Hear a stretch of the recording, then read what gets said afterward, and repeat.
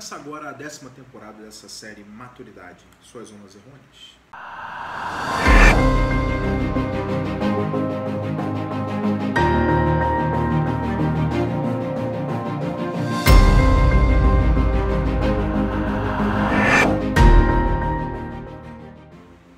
A Matrix é um sistema. Esse sistema é nosso inimigo.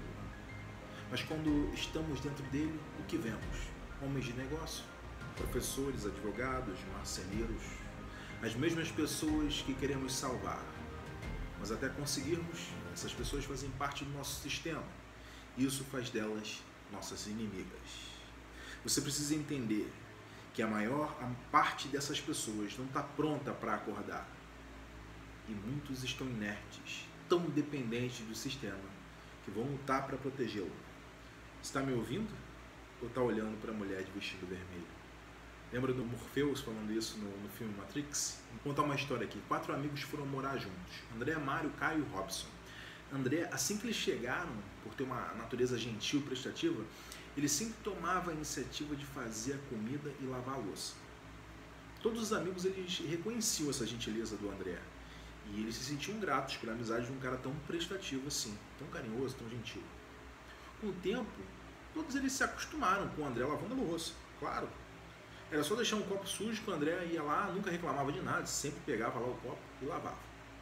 Mário, Caio e Robson começaram a contar com isso. Em determinado momento, eles começaram até a esquecer que a louça usada precisava ser lavada. Eles passaram a tomar como certo que alguém mais cuidaria desse negócio de lavar a louça ali, sempre que houvesse alguma louça suja. Um dia, André começou a tirar plantões noturnos no trabalho dele, além de trabalhar na sua tese de mestrado na faculdade. Naturalmente, ele passou a ficar menos tempo em casa e, quando ele estava lá, ele ficava trancado no escritório, lendo e redigindo no computador.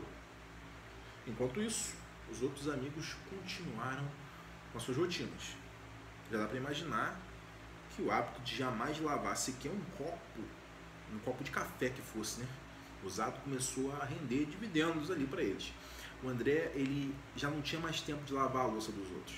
Ele passou a lavar e usar somente o que ele precisava na hora. O Mário, o Caio e o Robson, eles começaram a sentir o resultado de jamais lavarem a louça.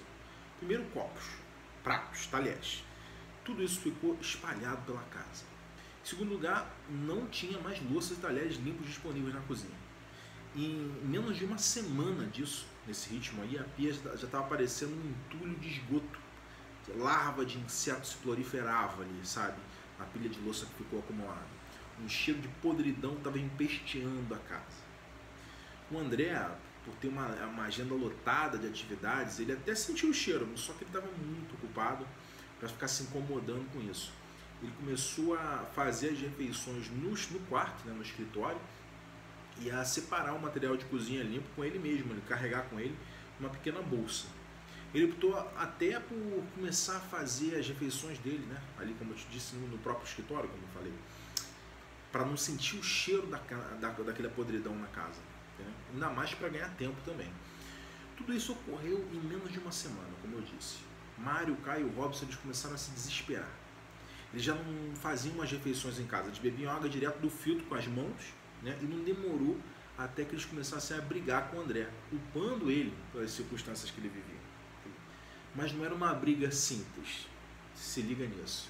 Eles começaram a dizer que o André trabalhava demais, que ele ia ficar doente porque estava trabalhando muito, estava virando noites em claro, que a vida é mais que trabalho, dando conselho, sabe? Não atingindo ele, eles passaram a dizer que o André não era mais o mesmo cara, que ele tinha se distanciado dos amigos, que ele vivia sério, que passou a ser um cara arrogante.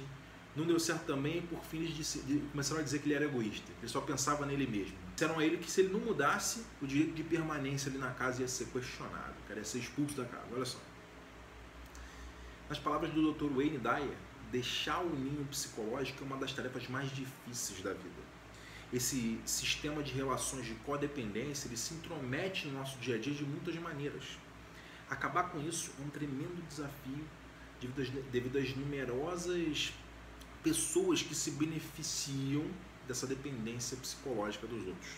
Dependência psicológica significa liberdade total quanto a todas as relações obrigatórias e a ausência de comportamento dirigido pelos outros. Significa se tornar livre de ter que fazer algo que de outra maneira não se escolheria fazer se não houvesse o relacionamento ali. Na história que eu contei aqui agora, o André estava enfrentando o desafio chamado abandonar o ninho. É comum nos relacionamentos familiares, como filhos, pais e filhos, com autoridades como mestres, professores, etc., isso aí acontecer. Essa questão ela é especialmente difícil porque o nosso universo cultural ele nos condiciona a corresponder a certas expectativas nesses relacionamentos. Abandonar o ninho significa viver e escolher os comportamentos que se deseja. Não tem nada a ver com rompimento. Se a gente gosta da maneira que a gente interage com quem quer que seja, e se isso não interfere nas nossas metas, então isso constitui algo que a gente pode considerar precioso, em vez de querer mudar.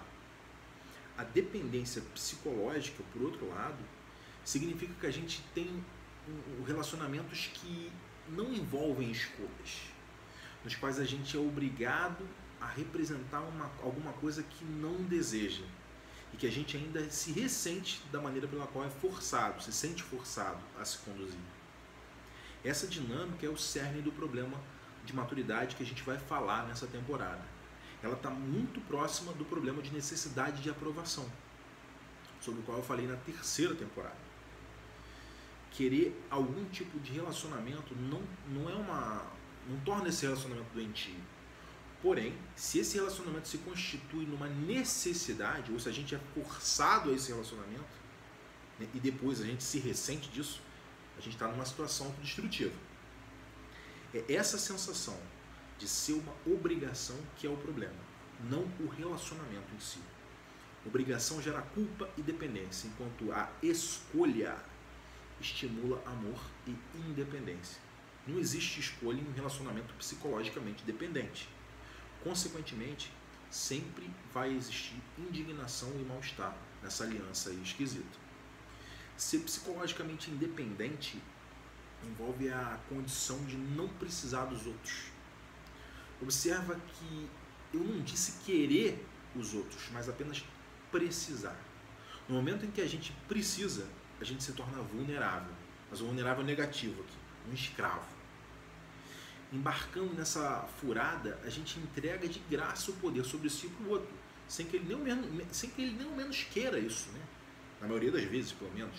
Fazer isso é um dos motivos mais relevantes para que casais se separem, sendo que quem recebe do outro esse poder na bandeja perde a atração ali pelo outro. A pessoa se torna picolé de chuchu, água de salsicha. É muito comum que os homens tenham dificuldade para atrair mulheres por se comportarem dessa maneira aí, dependente da mesma forma. Eles carregam isso da relação que eles têm com a mãe, querem transformar a mulher em mãe, né? Mas isso daí não é incomum.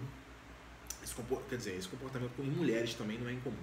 São elas que sofrem, esse tipo de mulher aí, nesse caso, que vão sofrer com relacionamentos abusivos.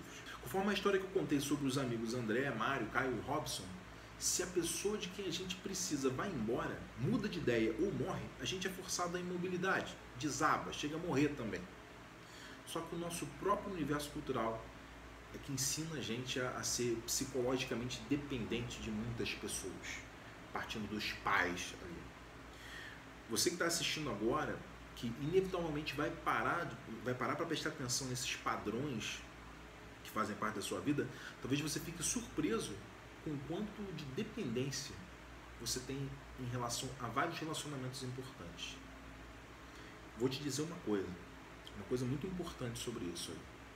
Enquanto você sentir que deve fazer alguma coisa porque é isso que se espera de você em determinado relacionamento, e que o fato de fazer essa coisa cria em você qualquer ressentimento, ou que não fazer cria qualquer sentimento de culpa, você pode ter certeza que você tem trabalho para fazer sobre si nesse ponto aqui.